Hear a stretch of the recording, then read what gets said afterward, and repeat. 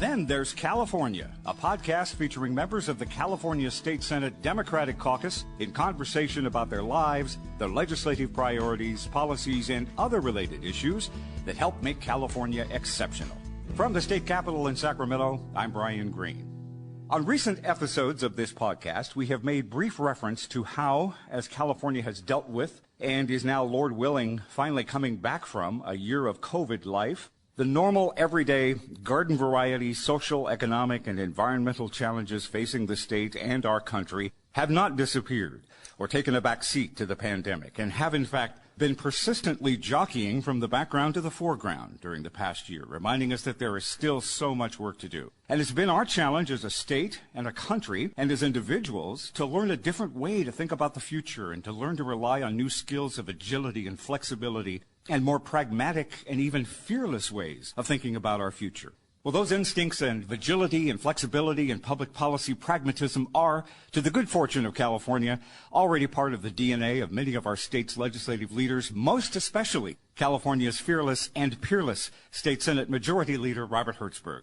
Senator Hertzberg represents the communities of the San Fernando Valley, also known as the 18th Senate District, including Van Nuys, the city of San Fernando, parts of Burbank, where he has lived and who he has mind-melded with for a large part of his more than 50 years in politics and in the private sector, including a term as Speaker of the California State Assembly in the early 2000s and as a state senator since 2014. Senator Hertzberg joined us on this podcast early in the year of 2020, right before COVID shut down the world, and what a virtual lifetime has passed since that date. And when we talked to him pre-pandemic, Senator Hertzberg was deep into the prep of a new book, a primer of public policy ideas and challenges and reflections on leadership and California's place in the world. And fast forwarding to spring of 2021, the book is about done, and it looks like he's even got 2 books. And we'll talk about the content and message of those books in the context of a few of those key chronic crises, such as homelessness, housing affordability and availability, the drought and climate change, that post-pandemic, California must begin to address fearlessly. So we are grateful to be here with Senate Majority Leader Hertzberg, a man who one magazine a while back referred to as one of 50 people who can save this planet. No pressure. Live and in person on the 3rd floor of this beautiful office here in the State Capitol building. Glad to have you back with us on Then There's California, Senator Hertzberg. Hey, Brian, thank you. Thank you for working so hard and making this podcast come out and build the relationship on these issues that are important to all of California. It's been a pleasure talking to you and your colleagues over the years and the months and seeing how people in different parts of the state are dealing with and addressing issues. First off, how have you survived this past year? I mean, like I said, it was kind of a lifetime crammed into 13, 14 months. How you doing? Doing good. One of the great stories, actually, it's one of the chapters of one of my books, is A Cloak and a Wheelbarrow. One of my favorite movies is Princess Bride. And there's that scene where Physic and the Dread Pirate Roberts and Inigo Montoya are on the wall, and the Dread Pirate Roberts is just waking up after wiggling his thumb, and he says, "What's our situation?" And Inigo Montoya says, "Let me sum up. We've got 30 minutes. We've got to get through 60 guards. We've got to rescue the princess and kill Prince Humperdinck." And he says, "What are our assets?" And he says, "A cloak and a wheelbarrow." So they had to figure out how to get through 60 guards, right. Yes. how to rescue the princess with a cloak and a wheelbarrow. So that's my attitude. It's the attitude in the book in terms of changing circumstances. The attitude is a global pandemic. How do you achieve the things you got to do for folks in California with a theoretical cloak and a wheelbarrow? We're not always handed the perfect tools. We have to use what we got and figure it out. And that's my attitude. The Princess Bride metaphor is perfect for this. I think everybody will identify. How's your district doing? How are the people in the communities in the San Fernando Valley? It's hard. It's hard. Working folks all across the San Fernando Valley, and people are hurting. You know, the COVID numbers were through the roof, some of the highest in Southern California. So many people are essential workers that had to go to work. They live in family houses where there's a lot of people, and the COVID pandemic spread more dramatically, and it impacted people pretty significantly. It was hard. Well, I know as Senate Majority Leader, you were tasked with helping not only your caucus, but the Senate body as a whole navigate legislating during a pandemic of this last year. Reflect on that for us. Well, and let me give you a candid assessment, because I started in this building as a young kid as a driver for Merv Dimely, who was running for lieutenant governor in 73 and 74. Ronald Reagan was governor, and I was paid $400 a month by Jim Mills, then President pro tem of the Senate from San Diego. And I'll tell you, last year was the worst year I've ever seen. And there was a bunch of reasons. Part were personalities, part was just how to deal with the pandemic. I mean, it's like being an auto mechanic without wrenches, right? How do you legislate when you can't talk to anybody? How do you go over to the other chambers and put your arm around somebody like LBJ and say, listen, we're going to vote for this bill. I need you on this one. And you couldn't even go to the other chamber. So it was very difficult. And so the focus for me this year, like a laser beam, is deliverables, deliverables, deliverables. What are the fundamental things that people need? Dealing with the evictions, making sure people get money in their pockets to survive, make sure their utility bills are paid, make sure we have support for the small businesses, make sure kids get back in schools, deal with the fires, deal with the drought. Forget all the fancy schmancy stuff. Focus like a laser beam and deliver for people. And that's what I've been trying to do, and that's what all of my time and attention's been toward. Did the pandemic year of 2020 and 2021 teach you, or maybe I should say even affirm for you, the different ways of thinking about California's future, what works for our state policy making and how we address issues, or what doesn't work? Of course. It had a lot of impact on everybody. I mean, my God, it's a global pandemic on everything, on what does work look like. You just saw that Genentech is not going to have people have to come back to work, some other companies. What does that look like? What's it do to the real estate market when all of a sudden you have less real estate being rented? What does that do for tax base? I mean, everything is turned upside down, right? I talked to Darrell Steinberg, my dear friend, who used to be pro tem, who's now mayor of Sacramento. He says 40,000 new people moved into Sacramento. I owned a house here. I sold it, unfortunately, the wrong time. It's up by $300 and some $1,000 because so many people from the Bay Area moved in here where they could still commute. They're not out of the state. But look, government's a funny thing. When I used to go to Russia in the 80s, they used to have what's called a propiska. A propiska is the right to live in a community. You had to have like a passport to live in that community. So if you as a government decide, I'm going to have a community that's 100,000 people, you let 100,000 people in, that's it. There's no homeless people. There's no extra people for joblessness. It's totally controlled. The same thing in China. If you don't have certain residencies, you can't buy food. Right? So I've been to all provinces in China, and so it's very different. Here you have the right to travel. So people come and people go, and how do you plan for that?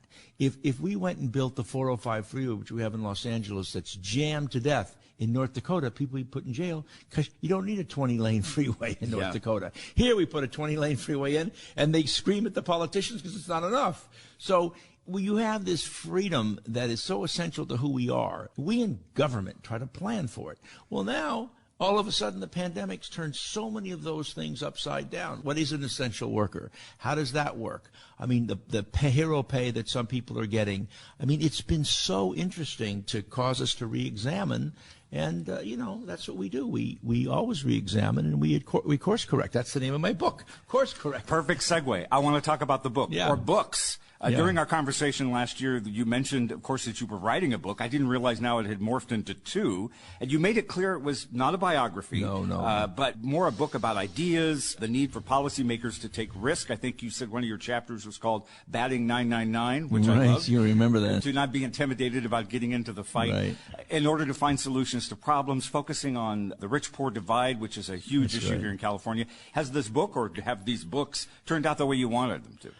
Never. It's always, it's hard. Sure. I mean, it's like, you could do another 10 chapters. I mean, the first introduction says, of course correction, unfair distribution of wealth broke California's social contract. COVID-19 was a stress test. When I started writing this, I didn't know what COVID-19 was. Good point. Well, so in that point, too, how did COVID and the pandemic inform you? I would also suggest that the other thing was what was happening nationally in terms of the frustration and among people and the tremendous, I wouldn't say it's partisanship, but just the breakdown of politics and all of those things.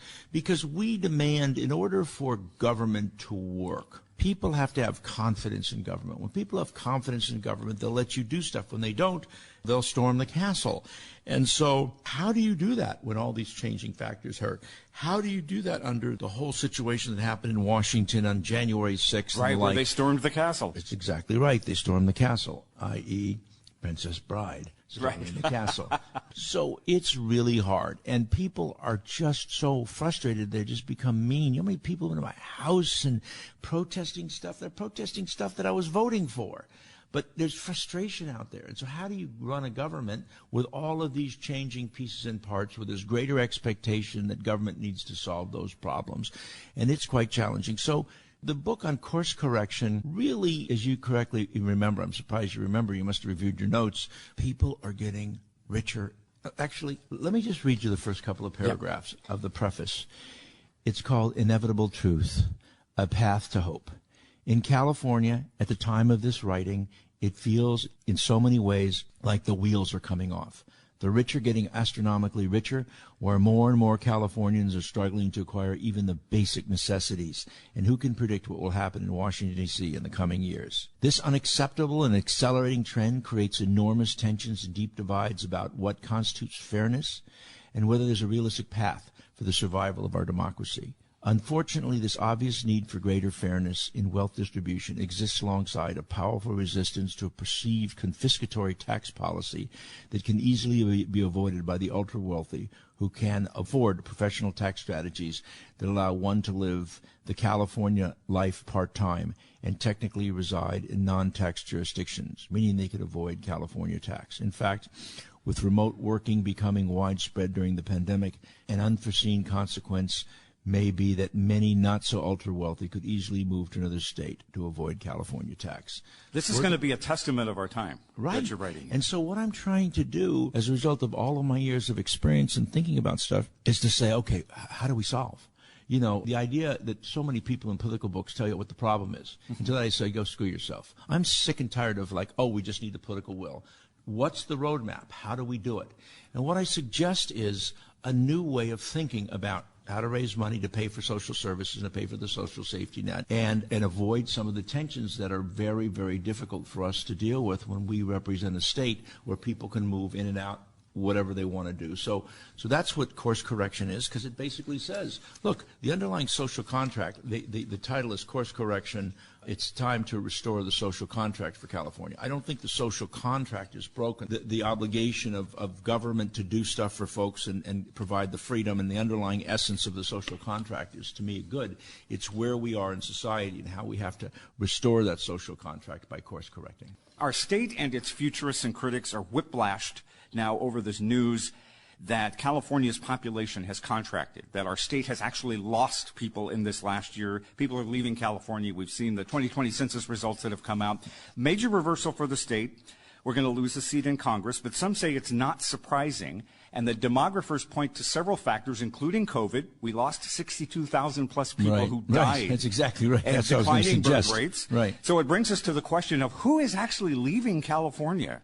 Or maybe a better way to ask it is, who is not being born in California, or who is dying in California, or who is not allowed to emigrate to California? Well, I just think you need to understand context. It's like when Apple Computer grows 1,000% a year, and then the next year it only grows 2%, which is still a good number for a company to grow of that size. People say, oh, my God, it's failing. Well, it's huge. We're almost 40 million people. So I want to understand the context, number one. Number two is I'm actually working with a number of academics to try to drill down and understand that. I think part of that number is just the undercount. I've talked to some experts in some communities in Senate districts. There's hundreds of thousands of Latino people, Latino community who have not been counted. So when you say what the number is, we don't even know if that's accurate because the undercount was so significant because the challenges that we faced in the census. Right. So I don't know if that's true or not, first point. Second point, there's a lot of stories about this, but I'm looking at businesses, tax receipts. I'm really drilling in with the data. I have a bunch of people, really smart people, working on really answering that question with great detail and real data. Some are, they say, because of housing costs and the like. Others, job markets or other things. We don't know, but I'm trying to drill into that because the thing that worries me, as I suggested in this introduction to the book, and maybe it's not true, we've seen this before, is that if a handful of rich people do leave, the impact, because the state tax system, one of the issues I've been working on for 12 years, is so volatile, it can have a big impact on the state. Yes. So it worries me tremendously. So I'm really taking a serious, studious, academic approach to answering that question. I don't have it yet. From what I have read just in the last week or two since these headlines came out, it really, in fact, was not a money or a brain drain. It wasn't the wealthy, educated tech workers that were leaving, with the exception of Elon Musk, perhaps, but it was, in fact, the middle-class adults, right, the folks that did not have a college degree. But, one of the things we just did in this last ballot in Prop 19 was, I think, going to help avoid that drain of people leaving who are retirees. So if you have a house, say, in Los Angeles that you bought for $40,000, now worth $1 million, you're afraid to sell it and move someplace else because you're going to get a big tax bill. What we did in Prop 19 is we said complete portability. So if I live in Los Angeles and I want to move, say, to Sacramento, or I want to move to Solano County or Yolo County or something, and I can buy a place for $500,000, I can still keep my old property tax bill. So there's something that's really valuable. Some of these other states that don't have income taxes have high property taxes. So this is something that helps increase the real estate market, increase local taxes, and allows, if people want to move out of the big cities, that they can move to places where they can still maintain their old property tax bases pre-1978. I appreciate so much your ethical lens on this, which comes down to two factors. One is everyone is entitled to a home, and no one should be out living on the streets. That's right. Nobody. I mean, if I ran for mayor once of L.A., and if I ran for mayor this time, you know what I'd say? My tagline would be, nobody sleeps on the streets. And that doesn't mean you don't have to be compassionate and find places, but you got to make the statement. It's enough already. You know, people are pissed, and I'm pissed. I got people a block away from my house living on the street. Right. It's tough. Well, you have also, in our conversations, talked about your efforts to reform CEQA, to stop delaying the bureaucratic process, looking at the public lands, the undeveloped public lands, and seeing where housing is done. You are already challenging local government, in fact, That's to right. work with the state to find these public lands and build housing, that there's no excuse to the fact that we don't have housing. Well, let me tell you, on the housing thing, I see the housing issue in three tranches. The first are people that are in trouble, that are one paycheck away from losing their house. Big problem. Yes. Two, the homeless issue, and that has a myriad of elements to it, not just all the public health issues and mental health and all of those issues, transitional housing, quite challenging. And then the third is just not having enough housing in the community for people to live. And, you know, one of the chapters, chapter 10 of this book, Course Correction, is called Home is Where the Wealth Is. And what do I mean by that? We have these horrible stories all the time in the newspaper of how government's spending $500,000 a door for some apartment or whatever for somebody to get a 1,000 square foot or 800 square foot apartment. What the hell are we doing spending tax dollars to supplement landlords? Because over time, the only thing that happens is landlord's property goes up, mortgage debt goes down, rent goes up, rent control. I want to get to home ownership. So I'm proposing, and I wrote a bunch of op-ed pieces on this already in the paper, like a GI Bill for home ownership. If you can afford $1,400 a month for your payment, I will loan you what you need as a down payment from this fund, $25 billion fund. If you need $100,000, we'll loan you $100,000. We'll record a second trust deed against the property. You won't make a single payment. When you sell the property, you give us the $100,000 back plus 30% of the profit, and you keep 70%. Why is that important? Homeownership's valuable. Guess what? Your rent never goes up, and you get to make money. Right. You build equity because you get to make money. How do you get rich, poor, divide? You don't have to get the rich, poor, divide by making rich people poor. You make poor people richer. And that's the essence of what I'm trying to do in this book. And that's what I'm going to come out with later in this year with respect to home ownership. I don't want to build another damn apartment in California so we have another renter. Now, obviously, I'm overstating the case, but I want to make it in pretty stark terms. I want as many human beings as possible. And this plan we have will produce over 250,000 houses, and we're going to do it with skilled and trained workers. And it's only for new construction. So we want to increase the supply, and it'll, whether they're condos or row houses or duplexes that you split and own or whatever the case may be, but ownership, ownership, ownership. The governor, as we speak, is preparing to roll out his May state budget revise, and he's doing a soft release this week as we speak on some of the details. And he just announced yesterday that he's seeking nearly $9 billion to continue funding his signature program, the Project Home Key, housing the homeless in the converted hotels and motels. It's not as much as many of the advocates want, is not as much as a lot of the big city mayors here in California have asked for. What do you think about what he's doing? Well, the question is, how quickly can you get people out? If I said I had $800 billion, I couldn't acquire that many properties. So at the rate at which he did 6,000 last year, how many can he actually do? And when you look at the money we have, okay, $75.5 billion state surplus, $27 billion unallocated flexible money from the feds. We know that the Jobs Act is going to bring some money to California for infrastructure. To me, it's an important start. It's enough money to feed every nickel you got to do. But I'm focused on how do we attend needs that we haven't dealt with before? How do we deal problems that heretofore had been unsolvable, that we never had the money to do? How do we create the greatest economic feedback effect to put as many people to work and to deal with the economy? Let's go deal with all those levees that are going to fall apart. Let's fix them before there's a catastrophe. Let's recycle the water that we put in the ocean in Los Angeles and recharge the groundwater in L.A. so we have to stop drawing more water off of the north or drawing water away from the farmers that feed this country. Let's build the systems when we have an EED technology system that's crap, or the payroll system that we have that every time I talk to my friends at the controller's office, they're praying that it prints the checks. There's so many things that we need to do that help create jobs, and building 250,000 new homes. Really big stuff. This is an opportunity to do big stuff. And the only thing that worries me about some of these plans is, okay, now we put somebody in a motel. The day the money drops out, what happens then? Exactly. We have to have something built. There's also the politics of this. You have to admit the politics between not only Republican and Democrat, but the politics between state government and local government. What do you think about that? Well, it's kind of like the nature of things to me. Back when Pat Brown was governor, he started the local agency formation commissions, which I ultimately worked on years later with Dom Cortese and Jack Knox, because he was looking about the sphere of influence when California was growing at fast paces. My example I gave you before about the 405 in North Dakota versus L.A. Right. These things are changing. We now have 482 cities in California. We have over 5,000 subdivisions of government. They're all banging into each other, and everybody fights for their little piece of cheese and to make sure they can pay their lawyers and their PR people and stuff. And so it becomes a real problem. It's always been that problem. This whole thing that we're dealing with that emanates from this sick tax structure that we have, that incentivizes, that creates this tension between the state and the locals, worse than anything, right? We invent all these things since 1978 to come up with crazy ideas to supplement money for local government that have horrible unintended consequences.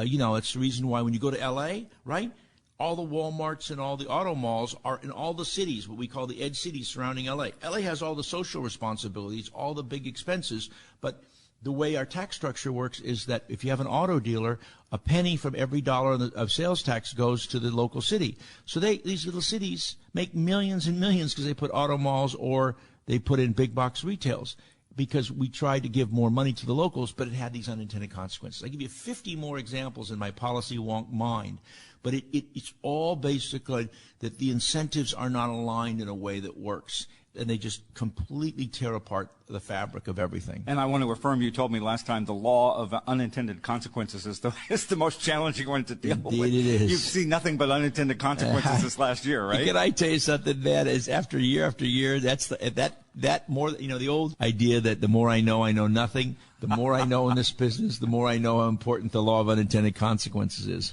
Wow, we could spend a whole other hour on just this issue. Let's talk about drought and climate change and the connection between everything we're talking about and what's going on around us environmentally. It has been said that California can no longer just consider this a routine drought, one that comes for a year or two and then ends, and we change our conservation habits and we don't water our lawns, and then reflexively we fall back into the normal routine at the first big storm that we have. But that's not what we got right now here, circa 2021. This is our new climate norm. Do you agree with that? Absolutely. And honestly, it's like climate change. Let's assume that the climate folks are wrong, and let's assume it all goes back. Okay? Why is it wrong to change our practices? Why shouldn't we conserve more water and build the infrastructure to do so? Why shouldn't we build houses more efficiently? Like when Jerry Brown first came in the Energy Commission, why shouldn't we reduce the amount of energy a refrigerator takes and uses, or how much water a dishwasher uses?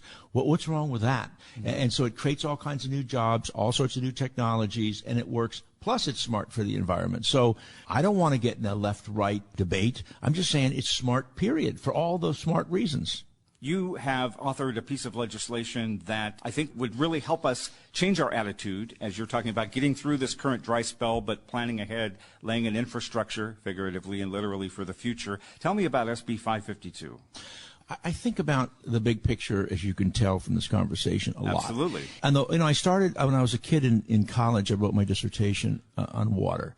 Jess Unruh put me on a commission, did about $7 billion of water projects. I was on a 50-year plan for the Metropolitan Water District and water stuff, and lining of the All-American Canal, which is at the bottom of California, to stop the seepage, and help negotiate the agreement between all the 7 western states. So water is a huge issue for all of us. And, from somebody in L.A., water is the kind of issue when you turn the tap on, you want to make sure there's water. No one thinks about it. And these things take years and years. 76% of the water is provided by small little districts. Small little districts that are throughout California that don't plan, that don't have the resources to plan. These are the people, when you saw the stories in the news where trucks were coming in to bring in water, people were using bottled water, driving miles to take a shower because they didn't have water, and they're not planning. So this 552 takes what we did for the big cities and applies it locally and mandates this planning structure, and will give these local irrigation districts and water districts the resources to do it. We'll write a check to pay for it, but is so many lives that are impacted by these small water districts. I mean small, from 15 people, 15 hookups to 2,999 hookups. And so we're creating that process that it will help solve that problem. I mean, it's unbelievable to see. Here we are in California, this great place with all this fancy stuff and Disneyland, the movie studios, and all these rich peoples and Silicon Valley. We got people who can't get water. Are you kidding me? So that's what we're doing. And obviously, this is one of these issues where it doesn't affect me in Los Angeles and San Fernando Valley. I got Department of Water and Power. We steal the water from the Central Valley. We're fine. But 300 miles up the road. Right.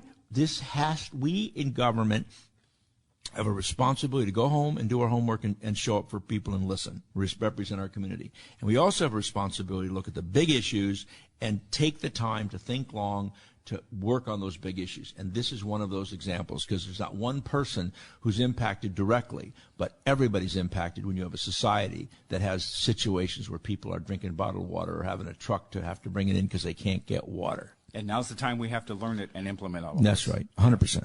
You have reminded me in the past in our conversations about California's complicated history and relationship with water, which you have touched on right here. We're here in this Cadillac Desert, how the state has been influenced by the water wars and the politics. Even the communities in your district were once incorporated cities that decided to essentially get rid of their incorporation and meld together in order to take advantage of the water, to get into the tap there in Southern California. But honestly, it's still the same thing to some extent. We're trying to, do a desal, problematic environmental pieces.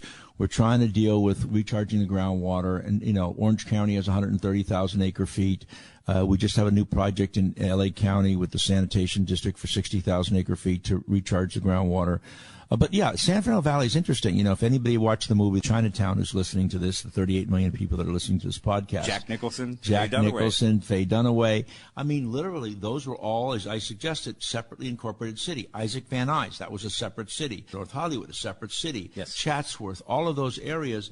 And they all became sucked up into L.A. because they needed the tax base to pay for the aqueduct coming down from Central Valley to supply water, and there were a lot of rich people who got a lot of money in buying up those deals and then building out homes and stuff. But the city of Los Angeles is a city of 284 annexations. The city of San Fernando is a city of about 25,000 people, almost 90% Latinos. I represent them. They're completely surrounded by L.A. They did not take the bait to become part of L.A. because they had their own wells. And their wells recently broke. I got them $5 million to fix their wells. You have always said that out of crisis comes opportunity. You've reminded me of what you've taught all of us, that you make decisions in crisis, but you never ignore the big picture, which is valuable advice. How do you think historians are going to look back on this time for us? As you, a person who respects history, but also looks forward to the future, what do you think historians are going to say about this time? Well, if you look at history, we go through phases where we have great leaders and we have not so great leaders. And that's kind of the architecture and the ups and downs of having a free society. It just happens. But I think the big thing that concerns me most, and it goes to my second book called Working Clothes. So there's a great quote I have here somewhere in one of these frames around my office by Henry Kaiser that says, "Problems are nothing more than opportunities in working clothes." It has 2 sections. The first sections are things that I've worked on that have been successful, and the second section are things that haven't been successful or turned out to be stupid. And it's over 100 opinion pieces that I've written over years, from starting in 1992. And the message is, and the reason I put it together, the way it works is there's an introductory section like on term limits. It took 5 times to pass it. basic message to the next generation is what I want to pass, because I'm the old dog around here, is give it a shot. Go for it. Sometimes it works and sometimes it doesn't. You're not going to change the world in 1 year with one piece of legislation, but stick to ideas and keep pushing. Sometimes they work, sometimes they don't. You have to risk. You have to engage. Some of these things work and some of them don't, but get in, have the guts to try, and keep pushing. It takes years and years sometimes. I've been working for tax reform for 12 years. I hate taxes with every bone in my body. I dropped out in the last week of law school. It made me puke.